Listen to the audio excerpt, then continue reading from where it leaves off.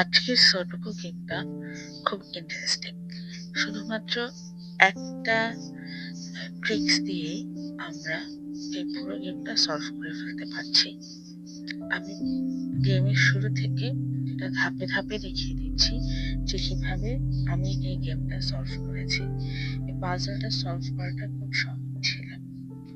সুডোকুর ১ নম্বর নিয়মটা হলো যে কোনো একটা সারিতে এবং যে কোনো একটা কলামে এবং যে কোনো একটা বক্সে একটা সংখ্যা কেবল একবার হতে পারবে। তো এখানে আমি বারবার দেখিয়ে দিচ্ছি যে কিভাবে প্রতিটা সংখ্যা যেগুলো আমাদের অলরেডি দেয়া আছে সেটা থেকে আমরা তার বাকি সংখ্যাগুলো বের করতে পারছি। যেমন এইখানে ৬ যে ঘরগুলোতে আছে সে ঘরগুলো আমি নীল দাগ দিয়ে দেখিয়ে দিচ্ছি, আর কমলা দাগ দিয়ে দেখিয়ে দিচ্ছি কিভাবে ওই অন্য দুটো ঘরের মধ্যে যে কোনো একটাতে হতে পারে, এখানে অথবা ওখানে। যখন আমরা পাজল সলভ করতে করতে প্রতিটা এক একটা ঘরের নিশ্চিত সংখ্যাগুলো পেয়ে যাব, তখন আমাদের পক্ষে খুব সহজেই বাকি ঘরে সংখ্যাটা বের করা সহজ হয়ে যাবে। একটু খেয়াল করে দেখলে এই জিনিসটা খুব সহজেই বোঝা যাবে। যেমন এখন কোথায় কোথায় ৭ আছে আমি দেখে নিচ্ছি এবং সেই ৭গুলোর জন্য কোন সারিতে বা কোন ঘরে কোথায় ৭ হতে পারবে দুটো অপশন, এরকম দুটো অপশন আমি পেন্সিল মার্ক করে নিলাম এবং এভাবেই আমি খুঁজতে থাকবো এক একটা সংখ্যাকে ধরে, তারপর আমি সলভ করতে থাকবো প্রত্যেকটা ধাপে।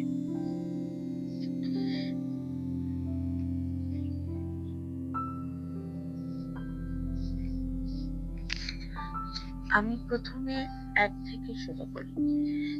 ১, ২, ৩, ৪ করে প্রত্যেকটা সংখ্যা ধরে ধরে খুঁজতে থাকি যে সংখ্যাগুলো কোথায় আছে এবং তার জন্য এরকম ভাবে কতগুলো ঘরে আমি পেন্সিল মার্ক করতে পারবো। এভাবে করতে থাকলে যখন কোনো সংখ্যার ক্ষেত্রে আমি নিশ্চিত হয়ে যাই যে ঠিক এখানেই বসবে, সেই জায়গাটাতে আমি সংখ্যাটা বসিয়ে দিই। এখানে যেমন ৯ খুঁজে পাওয়াতে আমার জন্য এই ঘরের ৬ এবং তার জন্য উপরের ঘরের ৬টা খুঁজে পাওয়া সহজ হয়ে গেল। এইভাবে করে আমি বাকি সংখ্যাগুলো খুঁজে বের করছি। যেমন এখানে ১ পেয়ে গেলাম এবং সেটার জন্য আমি পরের সংখ্যাটাও সহজেই পেয়ে যাব।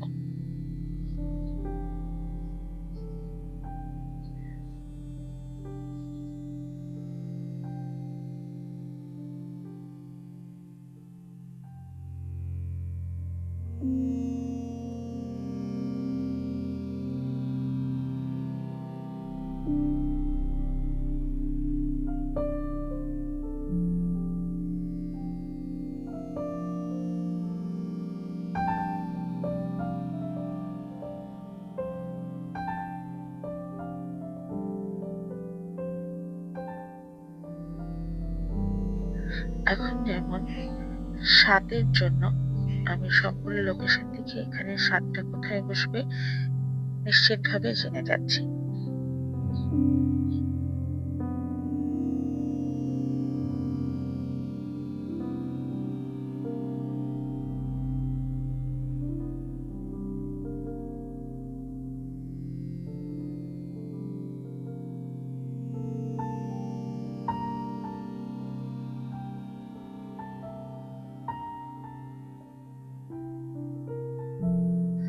আবার ৯ এর সবগুলো লোকেশন দেখে আমি এখন নিশ্চিতভাবে জেনে যাচ্ছি এই দুটো ঘরে ৯ হবে। সেভাবে ৯ বসিয়ে দিলে সবগুলো ৯ আমার হয়ে গেল। এভাবে করে এক একটি সংখ্যার প্রত্যেকটা ঘর বের করে ফেললেই পাজলটা সলভ হয়ে যাবে। ২ এর জন্য সলভটা ইন্টারেস্টিং। এখানে মাঝখানের বক্সের ২ এর জন্য নিচের বক্সে একটি মাত্র কলাম এবং উপরের বক্সে একটি মাত্র কলামে হতে পারছে। একইভাবে মাঝখানের এই দুইটার জন্য পাশের দুটো বক্সে সেখানেও একটি একটি করে সারিতে ২ হতে পেরেছে। এই জিনিসগুলো খুঁজে বের করলেই আমাদের পাজলটা সলভ করা সহজ হয়ে যায়।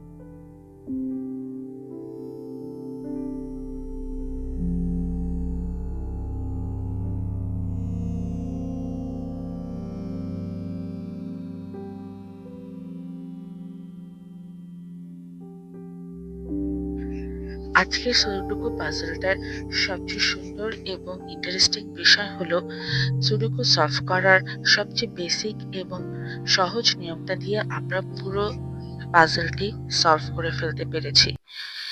নিয়মটি হচ্ছে যেকোনো একটি সংখ্যা যেকোনো একটি বক্সে এবং একটি কলামে এবং একটি সারিতে শুধুমাত্র একবার হতে পারবে। এই সূত্র ধরে কিন্তু আমরা সবগুলো সংখ্যার লোকেশন আস্তে আস্তে বের করে ফেলতে পেরেছি এবং ধাপে ধাপে পুরো পাজলটি সলভ হয়ে গেছে। কেমন লাগলো আজকের ভিডিও জানাবেন এবং এরপরে কোনো প্রশ্ন থাকলে বা বুঝতে কোনো সমস্যা থাকলে অবশ্যই কমেন্টে জানাবেন। ধন্যবাদ।